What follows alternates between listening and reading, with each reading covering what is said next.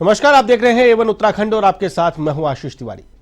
मुख्यमंत्री आवास में उत्तराखंड का लोक पर्व फूलदेई पर्व उत्साह के साथ उमंग के साथ मनाया गया। मुख्यमंत्री पुष्कर सिंह धामी ने सपरिवार इस पर्व को धूमधाम से मनाया।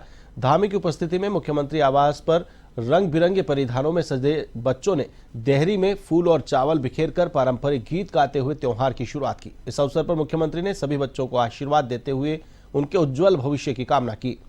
इस अवसर पर सीएम धामी ने प्रदेशवासियों को फूलदेई के त्योहार पर हार्दिक बधाई और शुभकामनाएं देते हुए प्रदेश और देश में सुख समृद्धि की कामना की।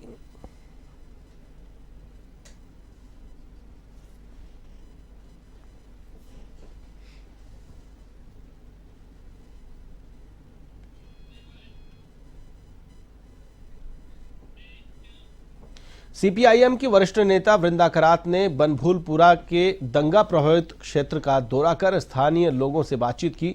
इसके बाद पत्रकारों से बातचीत करते हुए वृंदा ने कहा कि प्रशासन की गलती के चलते इतनी बड़ी घटना हुई है जो कि रोकी जा सकती थी। उन्होंने कहा कि इस घटना को सांप्रदायिक रंग देने की कोशिश की गई जो कि गलत है। उन्होंने पुलिस द्वारा गिरफ्तार की गई महिलाओं को छोड़े जाने की बात कही और कहा कि दंगे वाले दिन बनभूलपुरा में रहने वाला फहीम मारा गया, जिसका वीडियो फुटेज साक्ष्य सामने आए हैं, परंतु पुलिस ने इस मामले का अभी तक संज्ञान नहीं लिया।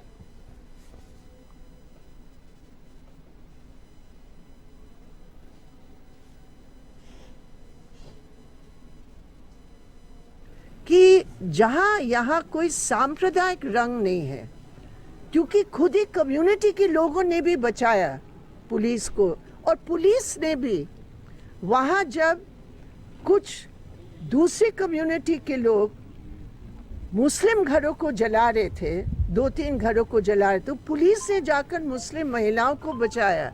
ये भी बात सामने आई जो मुस्लिम महिलाओं ने खुद किया।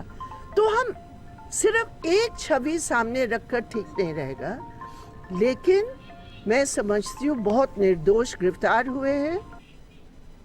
पिथौरागढ़ लोकसभा चुनाव के लिए सांसद अजय टम्टा का नाम घोषित होने के बाद भारतीय जनता पार्टी ने रानीखेत विधानसभा के तारीखेत में कार्यालय का शुभारंभ किया। लोकसभा प्रभारी सुरेश भट्ट, विधायक डॉक्टर प्रमोद नैनवाल और विधानसभा प्रभारी कुंदन लटवाल ने कार्यालय का शुभारंभ किया। लोकसभा प्रभारी सुरेश भट्ट ने कहा कि लोकसभा प्रत्याशी घोषित होने के बाद सभी विधानसभा क्षेत्रों में कार्यालय, कोर कमेटी, प्रबंध कमेटी की बैठकें शुरू हो गई हैं।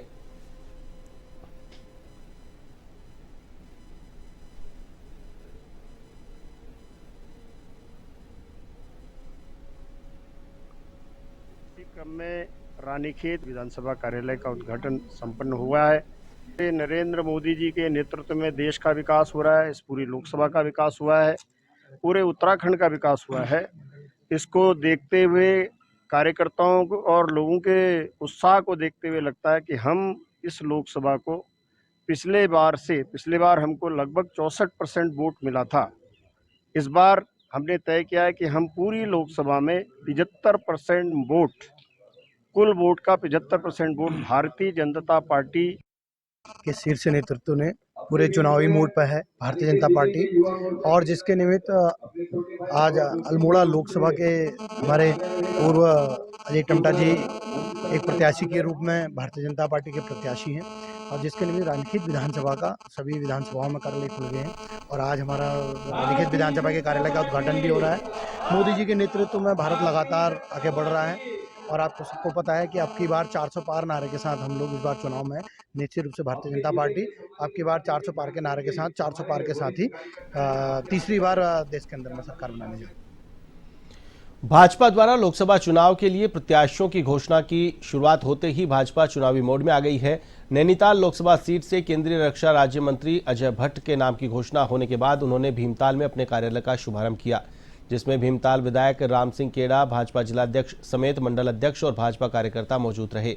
इस मौके पर अजय भट्ट ने कहा कि हम विकास कार्यों के नाम पर जनता के बीच जाएंगे, और जो लोग चुनाव बहिष्कार की बात कर रहे हैं उनसे कहना चाहता हूं कि वे अपने संवैधानिक अधिकार का इस्तेमाल करें और वोट जरूर डालें, चाहे वो वोट किसी भी पार्टी को दें।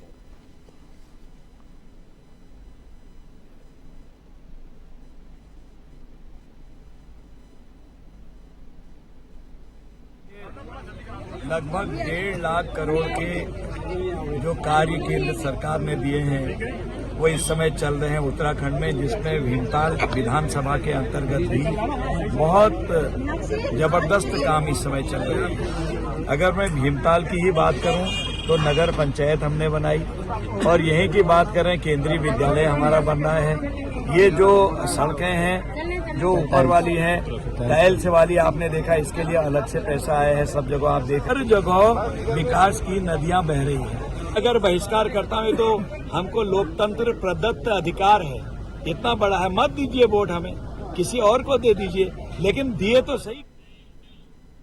उधम सिंह नगर के खटीमा में बीजेपी ने वैदिक मंत्रोच्चारण और ढोल नगाड़ों के साथ हवन यज्ञ करने के बाद लोकसभा चुनाव कार्यालय का शुभारंभ किया। लोकसभा चुनाव प्रभारी और वरिष्ठ भाजपा नेता दान सिंह रावत ने फीता काटकर कार्यालय का शुभारंभ किया। इस अवसर पर आयोजित बैठक में कार्यकर्ताओं को चुनाव में जी जान से जुट जाने का आह्वान किया गया। उन्होंने चुनाव प्रक्रिया को सफलतापूर्वक संपन्न कराने हेतु सभी पदाधिकारियों और कार्यकर्ताओं को उनके दायित्वों के बारे में जानकारी दी।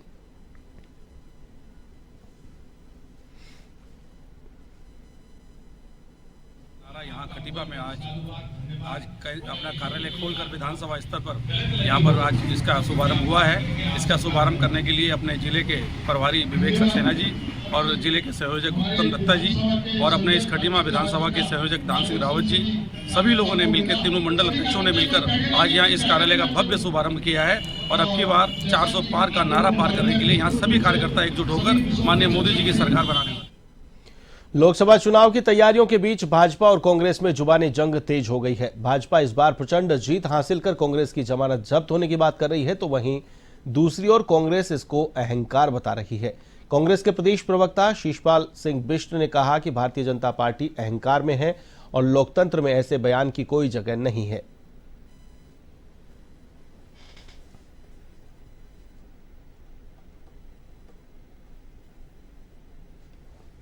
ये महेंद्र भट्ट जी का अहंकार बोल रहा है। लोकतंत्र में इस प्रकार के बयानों के लिए कोई स्थान नहीं है। आखिर जनता पर उनको भरोसा होना चाहिए, क्योंकि लोकतंत्र में जनादेश देने का काम जो है जनता का है, और जनता जो है सरकार की परफॉर्मेंस पर 5 साल में उनके सांसदों ने जो विकास के काम अपने क्षेत्र में किए होंगे, जो जनहित के मुद्दे जो है उन्होंने लोकसभा में उठाए होंगे, निश्चित तौर पर इसका भी आकलन करेगी, क्योंकि इनके सांसदों की गुमशुदगी के पोस्टर जो है जनता अपने क्षेत्रों में लगा रही थी।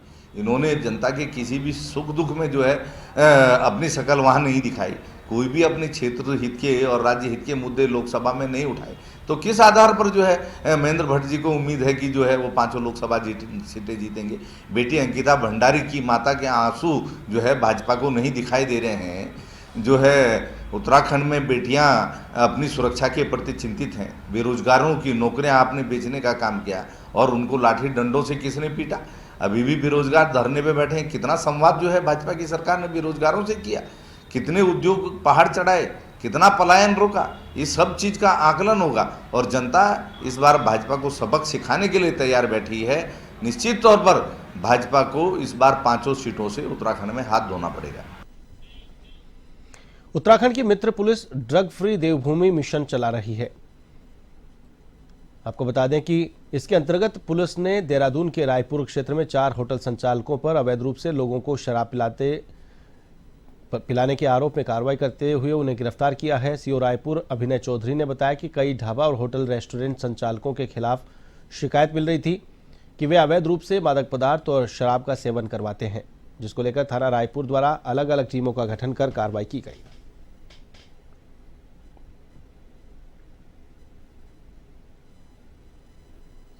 जैसे कि ड्रग फ्री देवभूमि मिशन चल रहा है उत्तराखंड का 2025 को लेके, तो उसके अंतर्गत काफ़ी जो ढाबा चालक हैं और जो होटल के रेस्टोरेंट वाले हैं उनके खिलाफ शिकायतें मिलती रहती थी कि कुछ लोग अवैध रूप से और मादक पदार्थों का और शराब का वहाँ सेवन करवाते हैं। तो इसी में थाना रायपुर क्षेत्र में अलग अलग टीमें गठित की गई और सभी टीमों से सारे होटलों पे छापेमारी की गई। उस छापेमारी में 4 होटल मालिक, उनके खिलाफ मुकदमा दर्ज हुआ और उनकी गिरफ्तारी की गई, और जहां जो है लोग शराब पी रहे थे उनके खिलाफ भी चालानी कार्यवाही। लोकसभा प्रत्याशी घोषित होने के बाद गणेश गोदियाल और जोत सिंह घुनसोला प्रदेश कांग्रेस कार्यालय पहुंचे, जहां पर कार्यकर्ताओं ने फूलमाला पहनाकर उनका जोरदार स्वागत किया। उसके बाद दोनों लोकसभा प्रत्याशी कचहरी परिसर स्थित शहीद स्मारक पहुंचे, जहां उन्होंने शहीदों को नम आंखों से श्रद्धांजलि अर्पित की। मीडिया से बातचीत करते हुए गणेश कोदियाल ने कहा कि भाजपा शहीदों का सम्मान नहीं करती है, वह सिर्फ दिखावे की राजनीति करती है।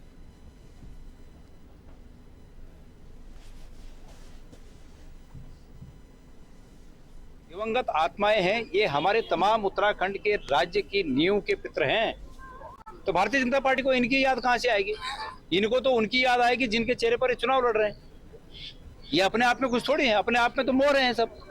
चुनाव किसी के चेहरे पे लड़ रहे हैं। तो इसलिए हम संस्कारवान लोग हैं, हमें पता है कि हम जिस काम को करने जा रहे हैं उसमें पितरों का आशीर्वाद बहुत आवश्यक। उन आंदोलनकारी साथियों को नमन करते हैं और नमन करते हुए उन तमाम आंदोलन से जुड़ी हुई शक्तियों को भी नमन करते हैं, जिनकी वजह से ये राज्य उत्तराखंड राज्य प्राप्त किया गया। और आज हम अपना नमन करते हुए ये संकल्प यहाँ से लेते हैं कि उत्तराखंड के शहीदों ने जो सपने संजोए थे, उन सपनों को कैसे साकार किया जाए उसकी। कांग्रेस ने पौड़ी गढ़वाल से गणेश कोदियाल को लोकसभा प्रत्याशी घोषित किया है। उन्होंने मीडिया से बातचीत करते हुए कहा कि जैसे ही कांग्रेस के द्वारा 3 टिकट जारी होने की बात पता चला, कार्यकर्ताओं में काफी उत्साह देखने को मिला है।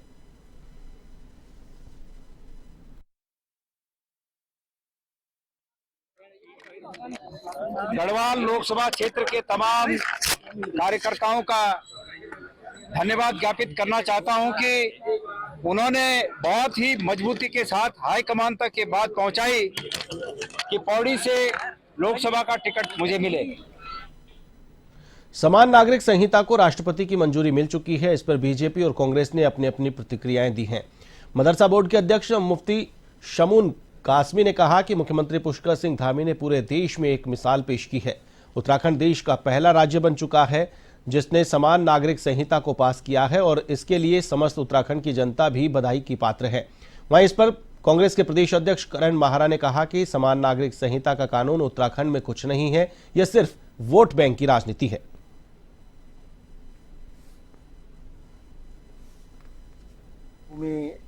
उत्तराखंड के माननीय मुख्यमंत्री श्री पुष्कर सिंह धामी जी और देवभूमि के तमाम बाशिंदे और खास तौर से जो हमारे सरकार का अंग हैं, वो सब बधाई के पात्र हैं। माननीय मुख्यमंत्री श्री पुष्कर सिंह धामी जी ने एक ऐसी पहल की है कि जिसका अनुसरण पूरा देश करेगा और अपना राज्य उत्तराखंड देवभूमि एक ऐसा आदर्श राज्य स्थापित होगा कि जो पूरे देश के अंदर एकता, राष्ट्रीय अखंडता और नहीं है। पोलराइजेशन ऑफ वोट की बीजेपी की कोशिश है। यूसीसी का कोई बड़ा इफेक्ट नहीं है। यूसीसी में वैसे भी जो चीज़ें लाई गई हैं वो सब सुप्रीम कोर्ट पहले ही कर चुकी, चाहे बेटियों का अधिकार है, चाहे वो दूसरी शादी की बात है, चाहे वो ट्रिपल तलाक है, चाहे वो लिव इन रिलेशनशिप है। मैं सुप्रीम उत्तराखंड में 13 जिलों में आंगनवाड़ियों का प्रदर्शन जारी है। 5 फरवरी को विधानसभा में रैली के माध्यम से आंगनवाड़ी कार्यकर्ताओं ने अपना मांग पत्र मुख्यमंत्री को भी सौंपा था और 16 फरवरी को प्रत्येक जिले में जिलाधिकारी के माध्यम से मुख्यमंत्री को ज्ञापन दिया गया, लेकिन सरकार द्वारा अभी तक कोई आश्वासन नहीं दिया गया है। आंगनबाड़ी कार्यकर्ता कर्मचारी संगठन के प्रदेश अध्यक्ष रेखा नेगी ने प्रेस वार्ता की, जिसमें उन्होंने आंगनबाड़ी कार्यकर्ताओं की मांगे आगे रखी और इनको पूरा करने का अनुरोध किया।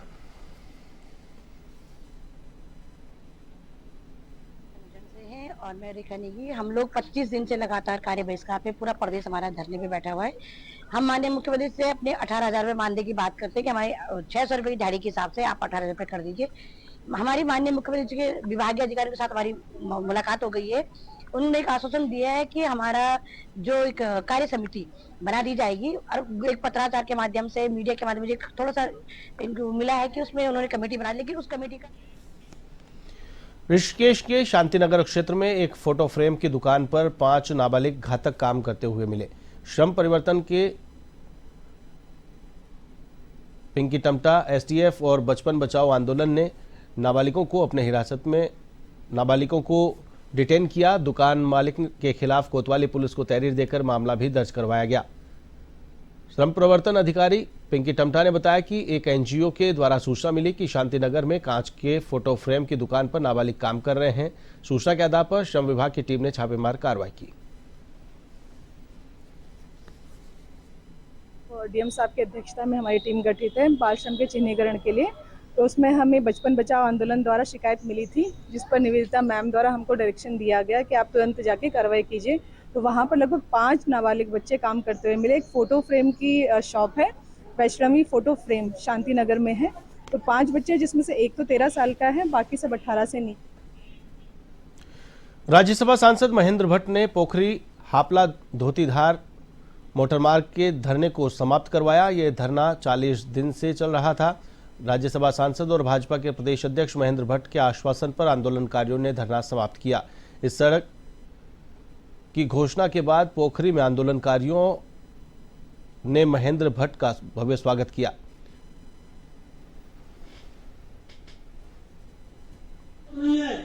षड्यंत्र के तहत हो रहा है। मैं विश्वास रूप से कह सकता हूं, जो भी सड़क चमोली जनपद के अंदर जिन क्षेत्रों सड़क की आवश्यकता होगी, मैं आपका खड़ा हूं, उन सड़कों को प्राथमिकता बनाएंगे। आपने धोतीधार की सड़क को 2 या 3 दिन साथ राज्यसभा सांसद श्री महेंद्र भट्ट जी आए हुए थे, तो उन्होंने आज यहाँ पे कल जो कि गोपेश्वर में घोषणा मुख्यमंत्री जी के द्वारा और महेंद्र भट्ट जी के द्वारा की गई, तो उसके एवज में आज हमने यहाँ पे इस 34वें दिन पे इस कार्मिक अनशन को समाप्त करने का फैसला लिया है।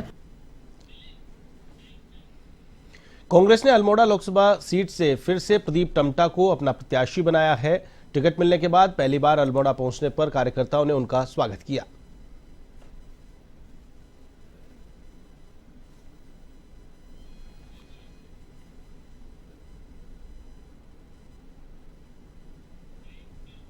देहरादून के सभी 6 ब्लॉकों में गौसदन बनाने की तैयारी चरम पर है। इस बात को लेकर देहरादून के मुख्य पशु चिकित्सा अधिकारी डॉक्टर विद्यासागर कापड़ी का कहना है कि प्रारंभिक प्रक्रिया में सभी 6 ब्लॉकों में सरकारी जमीन पशुपालन विभाग के नाम दर्ज हो चुकी है और सभी जगह पर गौसदन बनाने को लेकर धनराशि मुक्त कराने के लिए शासन को प्रस्ताव भेज दिए गए हैं।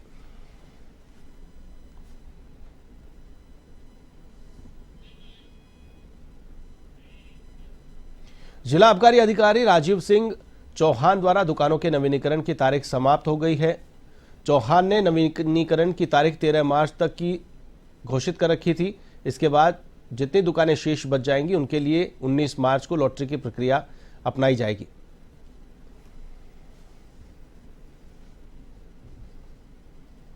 वर्तमान में वित्तीय वर्ष 2024-25 के लिए व्यवस्थापन की प्रक्रिया गतिमान है।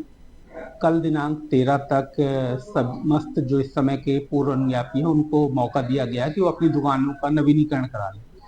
जितने नवीनीकरण हो जाएंगे उसके बाद जितनी दुकानें शेष बचेंगी उनके लिए लॉटरी प्रक्रिया अपनाई जाएगी। जो बुलेटिन में फिलहाल के लिए बस इतना ही। मुझे दीजिए इजाजत। देश और दुनिया की तमाम ताजा तरीन खबरों के लिए आप देखते रहिए A1 TV। नमस्कार।